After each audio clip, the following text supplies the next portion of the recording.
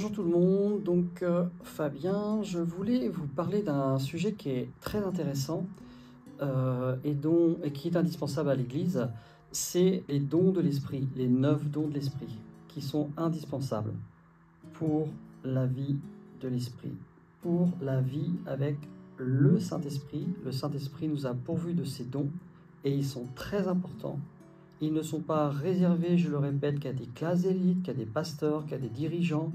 Ils sont donnés à tous et tous nous devons utiliser les dons que Dieu nous a donnés.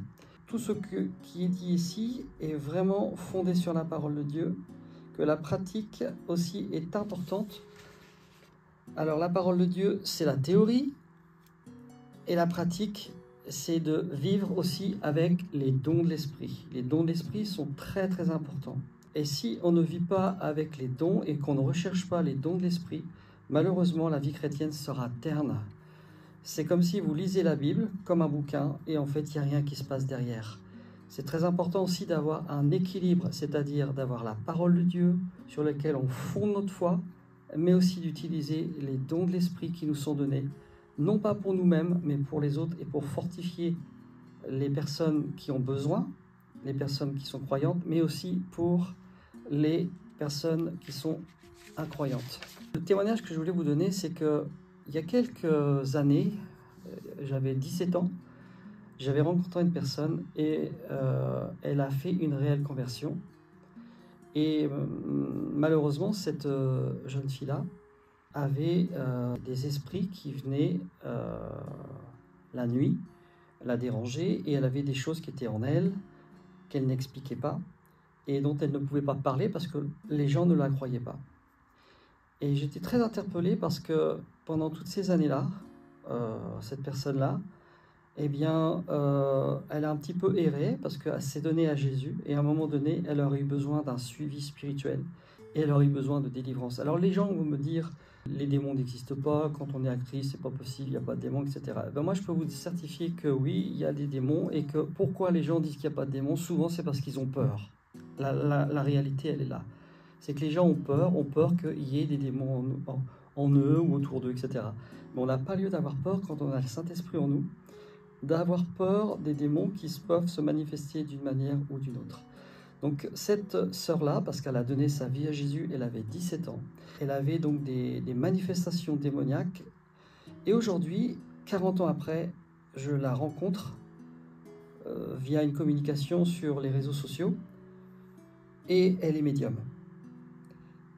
Et là, ça m'a interpellé parce que elle m'a donné un témoignage, ou plutôt j'ai discerné ce témoignage, qu'à l'âge de 18 ans, en fait, elle était dans une église, on fréquentait la même église, et elle avait des manifestations corporelles où elle rampait par terre, et en fait, elle avait besoin de délivrance. Au lieu de ça, et de prendre ces choses-là à cœur, et de délivrer la personne, le responsable, je vous le dis parce que j'étais là, je me souviens moi-même, a dit, vous occupez pas de cette personne, elle fait du cinéma. Et c'est important de dire ces choses-là parce que c'est tellement grave de dire que des personnes font du cinéma ou ne pas croire que les gens ont des esprits. C'est très grave. Aujourd'hui, regardez cette femme-là, elle est médium. Elle utilise des dons qui sont des dons qui viennent de l'extérieur et qui sont des dons qu'elle a eus en héritage. En fait, dans sa famille, elle a hérité de ces dons-là. Et vous savez, ces gens-là, ils ne savent pas, ils ne connaissent pas. Donc, en fait, elle aurait eu besoin d'un suivi spirituel.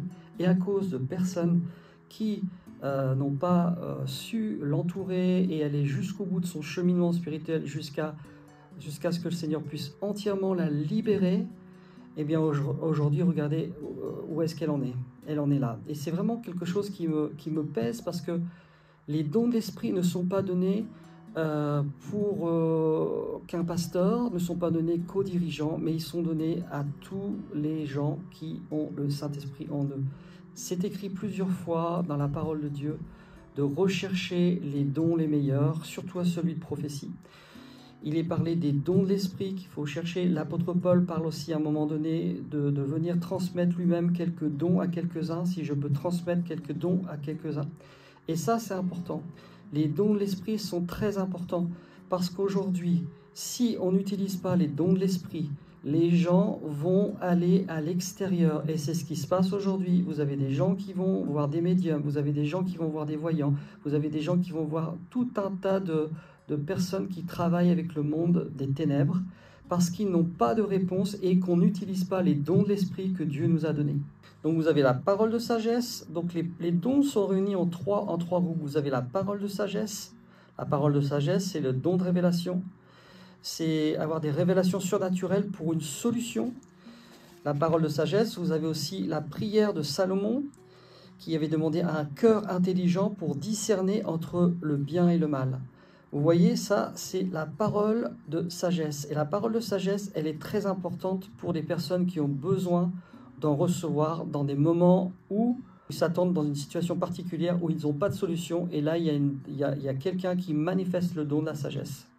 Vous avez la parole de connaissance. La parole de connaissance, c'est avoir Dieu vous donne une révélation sur une situation particulière, et du coup la personne va avoir une réponse ou va même être libérée de certaines choses. Vous avez aussi le discernement des esprits, le discernement de savoir si les choses viennent de l'Esprit de Dieu ou s'ils viennent du monde démoniaque. Dans les dons, si vous avez les dons de puissance, le don de la foi, donc celui qui a la foi pour des choses qui n'existent pas, mais Dieu lui a donné un don pour la foi, et ces choses vont se réaliser. Je ne vais pas trop dans le développement parce que je n'ai pas le temps pour ça. Vous avez aussi le don des guérisons qui est très important. Pourquoi il y a tant de gens qui vont voir des personnes, des rebouteux, ce genre de choses? Parce que l'Église n'a pas de puissance. L'Église ne travaille pas avec les dons du Saint-Esprit, et c'est vraiment dommage. Les dons des guérisons sont importants, et quand on parle de guérison, il y a des guérisons physiques, mais aussi les guérisons psychiques. Toutes les maladies mentales, Jésus guérit. Il y a aussi le don des miracles, où il y a des situations où physiquement la personne, c'est impossible qu'elle puisse remarcher, il n'y a plus de membres, où il n'y a même pas de doigts, etc. Là, je parle toujours de la guérison, mais aussi le don des miracles. Il y a eu des miracles qui se passent, il y a des situations où il faut des miracles.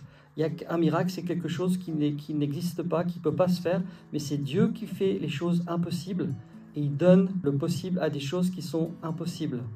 Vous avez aussi les dons d'inspiration ou vocaux, donc qui sont le don de prophétie. L'apôtre Paul nous exhorte à avoir les dons de prophétie, qui est un don très, très fort, qu'il faut donner avec sagesse, parce que bon, on entend tout et rien dans les dons de prophétie. Dans la prophétie, on entend tout et rien, et son contraire. Mais la prophétie est très importante, parce qu'elle est une parole inspirée, et elle peut amener des solutions, elle peut donner des directions à des personnes, et ces personnes-là, ils repartent, et des fois ils sont convaincus, à cause de ce que le Saint-Esprit a fait, les dons qui ont été utilisés, ils sont convaincus de l'existence de Dieu. Ce n'est pas possible qu'une personne comme ça ait pu me donner une parole. Il n'y a que Dieu qui pouvait savoir. Et vous avez aussi le don des langues. Donc le don des langues, ce sont des gens qui parlent en langue, qui n'ont jamais appris à parler dans des langues, mais qui parlent en langue. C'est arrivé, par exemple, une fois, j'ai entendu un monsieur qui parlait en hébreu, en parfait hébreu, et en fait, il n'avait jamais appris l'hébreu, et il demandait en prière des chaises pour une convention. Ce sont des choses matérielles, mais vous voyez, Dieu utilise tout. Et il y a quelqu'un qui vient le voir après, il lui dit, mais est-ce que vous êtes un professeur d'hébreu, vous êtes quelqu'un de lettré, vous avez fait des études? Et bien, lui dit, pas du tout, je suis... non, j'ai même pas mon certificat d'études. Parce que vous venez de demander à Dieu des chaises pour la convention, qui manquait des chaises. Vous voyez, c'est des choses pratiques. Et en fait, vous l'avez fait en hébreu, un hébreu parfait. C'était un hébreu parfait. Il y a des personnes, par exemple, qui vont même parler des langues de toutes sortes. J'avais entendu un témoignage d'une femme qui parlait dans une langue, et il croyait que c'était un parler en langue, et en fait, il y avait une autre qui était là. Elle lui dit, vous êtes en train de réciter la Bible, la Genèse. Et ça aussi, c'est important, et c'est peu dit. Le don des langues, c'est merveilleux, parce que ça peut confondre les gens, et ça peut même donner des paroles pour des personnes. Une fois, ça m'est arrivé, j'étais en train de prier en langue. J'ai déjà dit, je crois, une fois que je ne parle pas du tout anglais. J'ai essayé d'apprendre l'anglais, mais mon accent n'était pas extraordinaire. Mais voilà, et je priais en langue, j'avais peut-être 12-13 ans, et il y avait une femme à côté de moi, et elle vient me voir, et elle me dit, Fabien, tu viens de me dire en langue, il faut que tu m'écoutes. Il faut que tu m'écoutes. J'ai une direction à te donner, mais tu n'écoutes pas, il faut que tu m'écoutes. Et j'étais à côté d'elle, moi je ne savais pas que j'étais en train de dire ça. En fait, Dieu est en train de parler à la personne en anglais. Elle qui connaissait l'anglais, du coup elle a tout compris. Et ça a permis à ce que cette femme-là, ça lui a donné en tout cas une direction, parce qu'elle ne devait certainement pas écouter, je ne peux pas vous en dire plus. Donc le don des langues aussi est utilisé pour des personnes qui sont non-croyantes. D'ailleurs c'est écrit dans les actes, c'est écrit dans la parole de Dieu, que les personnes venaient, et comment les entendons-nous parler notre propre langage? Et ça c'est très peu développé dans les églises. On entend souvent les parler en langue, etc. Mais j'entends très peu de personnes parler du don des langues. Le don des langues, ce sont des personnes qui vont parler dans des langues qui sont connues, mais qui n'ont pas apprises, et ils vont dire des choses extraordinaires et des choses merveilleuses. Et ça aussi, ce sont des dons très importants que le Saint-Esprit donne. À parler en langue peut être interprété. Par exemple, c'était une personne qui parlait en langue, mais en fait, elle parlait dans une langue connue, et à côté, il y avait une autre personne qui était là, et cette dame-là, elle a donné l'interprétation de ce qu'il venait de dire, mais elle ne connaissait pas non plus la langue, et il y a une troisième personne qui est venue la voir, elle a dit, mais vous avez donné exactement l'interprétation de ce qu'elle vient de dire dans cette langue-là. Vous voyez, tout ça, ce sont des dons qui sont tellement importants, et aujourd'hui, eh bien, on retrouve des gens inconvertis, des gens qui ne connaissent pas Dieu et qui vont chercher des solutions à leurs problèmes dans les milieux occultes. On doit vivre avec les dons du Saint-Esprit. Sans les dons du Saint-Esprit, ce n'est que de la théorie. On va vivre que de la théorie. J'ai parlé beaucoup des fruits du Saint-Esprit qui sont très importants et qui sont même plus importants que les dons. Le caractère de Christ est plus important que les dons. Mais les dons sont aussi très importants pour amener les gens à Jésus. Et pour aussi les gens qui sont dans l'église, qui attendent, qui sont dans des situations particulières, et il n'y a pas de réponse. Donc vous voyez dans Romains 1:11, l'apôtre Paul qui dit « Je viens vous communiquer quelques dons ». Je vais vous parler simplement dans Deutéronome 11, de ce que Dieu avait interdit et qu'on retrouve aujourd'hui et qu'on a toujours retrouvé dans tous les siècles. Mais particulièrement aujourd'hui, on voit qu'il y a une croissance énorme dans le monde occulte.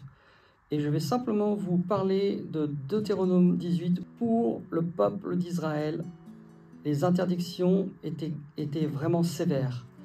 Qu'il n'y ait personne qui invoque les esprits, qui dise la bonne aventure, qui interroge les morts, qui exerce le métier de devin, qui exerce le métier d'astrologue, qui exerce le métier d'augure, de magicien, quelqu'un qui jette des sorts, qu'il n'y ait pas de sorcier parmi vous, ou quelqu'un qui a contact avec l'au-delà, qu'il n'y ait personne qui pratique la nécromancie, qu'il n'y ait personne qui passe sa fille ou son fils par le feu. C'était une coutume qui consistait à sacrifier un enfant à des dieux, donc c'était soit le dieu Moloch ou soit le dieu Baal. C'était une interdiction dans la Bible pour ceux qui étaient israéliens. Et aujourd'hui, on retrouve ces choses-là dans le monde. Et les gens du monde, les gens qui ne connaissent pas Dieu, vont chercher des solutions. Pourquoi? Parce que dans l'Église, eh bien, on n'exerce pas les dons spirituels. Alors que si on exerçait les dons spirituels, les gens viendraient à Christ plus facilement et il y aurait vraiment beaucoup de conversions. Donc le témoignage que je vous ai donné tout à l'heure de cette femme qui aujourd'hui est médium, j'ai prié dans mon cœur et j'ai pu lui donner une parole. Et j'espère qu'elle se sortira. Mais en fait, elle a été blessée parce qu'elle n'a pas été crue. À l'époque, elle rampait et on disait d'elle qu'elle faisait du cinéma alors qu'elle avait besoin d'une véritable libération. Et elle avait commencé à avoir des libérations et des délivrances. Et vous voyez, à cause de ce que plusieurs personnes ont dit « Oh, fais du cinéma, elle veut qu'on s'occupe d'elle, etc. » Et regardez ce que ça donne aujourd'hui. Donc on prive des gens d'être délivrés, qui après peuvent être des personnes que Dieu va utiliser, parce que souvent les gens qui ont été utilisés dans l'occultisme, ce sont des gens qui ont une sensibilité dans le monde spirituel, et une fois qu'ils sont libérés, ils peuvent travailler tout simplement avec le Saint-Esprit. Le Saint-Esprit nous a été donné, il est en nous, il est une personne, il n'est pas seulement des dons, il est une personne, on doit communiquer avec lui.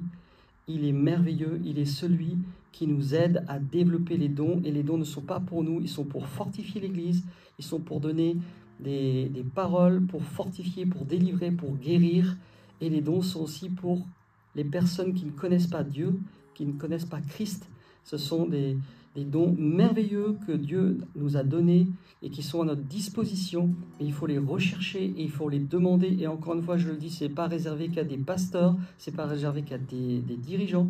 C'est pour tous. Tous, nous avons le droit de demander les dons du Saint-Esprit. Tous, nous avons le droit. Je vais vous donner une expérience que j'ai vécue il y a 3 mois. J'étais en train de prier pour une personne et le Seigneur me dit, intérieurement, le Saint-Esprit me dit, tu lui diras que son fils, il l'attend et qu'il danse. En l'attendant, il danse au ciel. Ah, alors là, les gens vont dire, vous vous rendez compte ce qu'il est en train de dire, etc. Et pourtant, c'était une parole de connaissance, une parole que je ne connaissais pas. Comment je vais pouvoir dire ça à cette sœur-là? En fait, cette sœur-là, elle avait perdu un fils.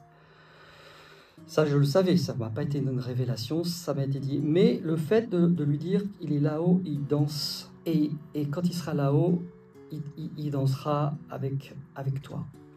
Donc, je vais dans le séminaire et je fais un enseignement. Et après, je vais voir la personne et je lui donne vraiment la parole que j'ai reçue. Et elle se met à pleurer, vraiment à pleurer. Et elle me dit, Fabien, ce que tu viens de me dire, tu ne peux pas le savoir. Lorsque mon fils est décédé, juste avant, il m'avait dit, maman, on ira danser au bal ensemble. Juste avant sa mort, il avait dit ça. Donc le terme danser, c'était quelque chose d'important pour elle. Moi, je ne pouvais pas savoir pourquoi je devais lui dire, il dansera avec toi dans le ciel. Il t'attend et il danse déjà et il dansera avec toi dans le ciel. Et elle a eu des larmes de consolation. Tout ça pour vous dire que les dons sont importants, sont très importants. On ne doit pas limiter les dons. Les dons nous ont été donnés pour les autres, ce ne sont pas pour nous. Les dons sont vraiment pour aider des frères, des sœurs qui ont besoin d'encouragement, qui ont besoin de consolation. Et les gens du monde, ils attendent des réponses. Et ils se tournent vers qui? Vers des gens à l'extérieur qui ne connaissent pas Dieu, mais qui ont affaire à des mondes démoniaques. Voilà ce que j'avais à cœur de vous partager. Cherchez vraiment les dons spirituels. Et je peux vous dire qu'on va être une église qui va marcher avec la puissance du Saint-Esprit. Je voulais vous faire toute une liste de tous les métiers de la parapsychologie qui existent actuellement. Mais globalement, on sait que ce sont des personnes qui utilisent des dons qu'ils ont reçus par héritage. Et on n'a pas lieu de juger non plus ces gens-là parce qu'ils ne le savent pas. Ils ne savent pas. Il y a des gens qui ont besoin d'être libérés. Il y a des gens, ils utilisent le don par exemple de magnétiseur, mais ils le font pour guérir des personnes. Mais ils ne savent pas. Ils ne savent pas non plus. Et si nous, on ne va pas vers eux, leur dire, vous savez, ce que vous avez, c'est un héritage, mais ce n'est pas un héritage de Dieu. Ou si on y va avec un jugement, on ne peut pas amener ces personnes-là à Christ tout de suite. Vous savez, là, le royaume de Dieu, c'est l'amour. Il y a des personnes, bien sûr, ils travaillent dans le milieu occulte, ils sont dans les ténèbres et ils savent pour qui ils travaillent. Ils savent qu'ils travaillent pour le diable. Mais il y a beaucoup de personnes qui ne savent pas. Ils ont reçu des dons comme ça et ils ne le savent pas. Donc, mes frères et sœurs, soyez bénis à travers ce témoignage-là. Et que Dieu nous utilise dans les dons spirituels. Surtout dans les temps dans lesquels on est, il y a une levée de puissance de ténèbres qui est très forte à cause de tout ce qui se passe dans le monde. Vous voyez que Israël est en guerre. Quand Israël est en guerre, le monde bouge. On n'est peut-être pas loin d'une 3e guerre mondiale, on ne sait pas, Dieu sait toutes choses. Mais le monde occulte est en train de bouger et Dieu a besoin de nous et qu'on utilise les dons qui nous ont été donnés, les 9 dons du Saint-Esprit. Et il y en a d'autres encore, d'autres de dons. Recherchez la personne du Saint-Esprit. Elle n'est pas là que pour les dons, mais recherchez une communion avec lui. Le Saint-Esprit est une personne merveilleuse et il n'attend qu'une chose, c'est pas qu'on se serve de lui, mais il attend tout simplement qu'on l'écoute et qu'on suive ce qu'il a à nous dire. Et si on travaille dans ce sens-là, il y aura des miracles, il y aura des guérisons, il y aura des gens qui vont se donner à Christ par milliers. Que Dieu vous bénisse. Shalom, Fabien.